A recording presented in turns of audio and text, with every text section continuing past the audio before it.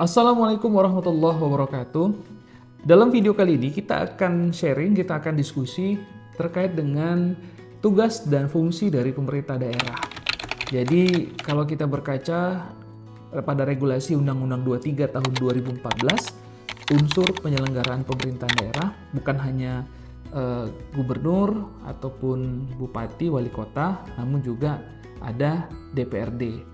Jadi baik itu DPRD provinsi, kabupaten, dan kota. Jadi kalau kita membahas tugas dan fungsi dari pemerintah daerah sendiri, kalau DPR jelas ada 3: legislasi, e-budgeting, dan pengawasan.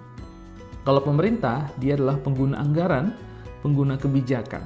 Jadi kalau kita berkaca pada pemerintahan-pemerintahan daerah yang sudah memberikan gebrakan, salah satunya Provinsi Jawa Barat, didukung dengan seluruh kepala daerah di bawahnya, baik itu bupati maupun wali kota, sampai ke tingkat desa. Tentunya ini yang mendorong semangat kebersamaan untuk membuat daerah itu lebih maju dan lebih baik.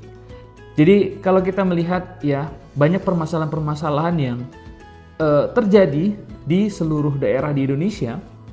Tentunya ini juga harus punya gebrakan dari mulai gubernur, ya wali kota ataupun bupati. Jadi bukan hanya mementingkan kepentingan pribadi atau kepentingan golongan, tapi dilantik ataupun disumpah jabatan itu di hadapan Tuhan Yang Maha Esa, Allah Subhanahu wa Ta'ala. Tentunya kita mengabdikan diri kita, keikhlasan kita untuk benar-benar bekerja melayani masyarakat. Namun kenyataannya yang terjadi di lapangan, banyak sekali di luar Provinsi Jawa Barat yang sedang berbenah hari ini, masih banyak daerah-daerah yang tertinggal, daerah-daerah yang perlu sentuhan dari pemerintah daerah.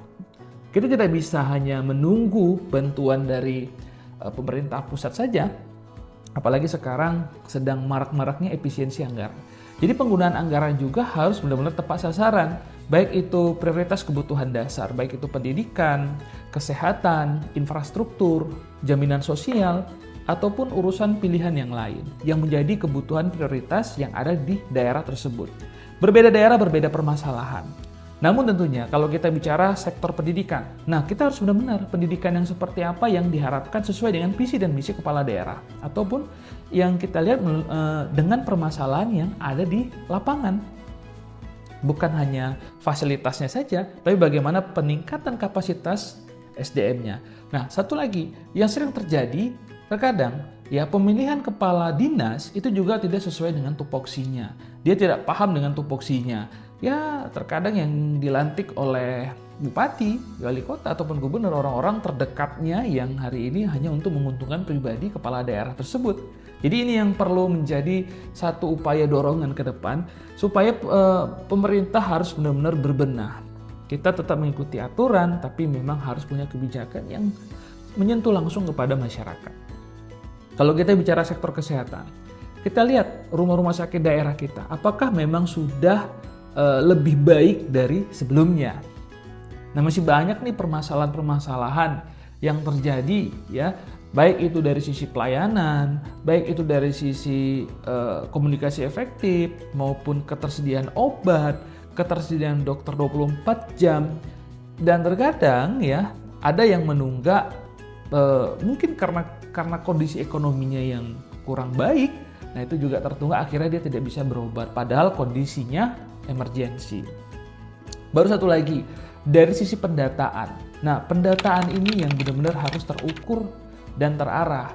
Baik itu, ya kalau bisa dipangkas birokrasi itu jangan terlalu ribet lah.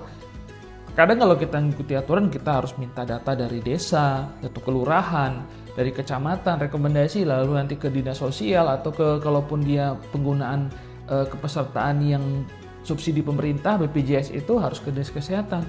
Kenapa sih nggak dijadikan satu pintu saja?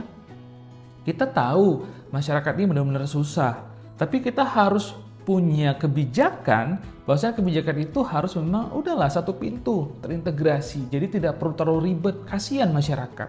Nah ini yang terjadi sehingga tingkat kepercayaan masyarakat kepada pemerintah daerah semakin berkurang. Jadi dengan hadirnya Gubernur Jawa Barat, ya Kang Deddy Mulyadi atau Pak Deddy Mulyadi, ini menjadi satu inspirasi sebenarnya bagi para kepala daerah untuk berbenah dengan hal yang sama. Ya, walaupun dengan sistem yang berbeda, tapi gebrakannya harus sama dong. Jadi inilah yang harus bisa dilakukan oleh kepala-kepala daerah di seluruh Indonesia. Untuk mencapai Indonesia Emas tahun 2045, memang kita harus bergotong royong bersama-sama untuk bisa mewujudkan bagaimana generasi bangsa yang sesungguhnya generasi emas, dari pendidikannya baik, gizinya bagus. Nah, ini juga banyak permasalahan tentang anggaran makan bergizi. Itu juga sudah ditetapkan oleh pemerintah pusat, namun kenyataannya di lapangan masih banyak pemotongan-pemotongan anggaran, sehingga apa yang mau diberikan oleh siswa tersebut.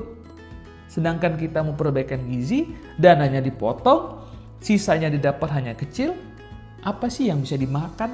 Ini menjadi pertanyaan.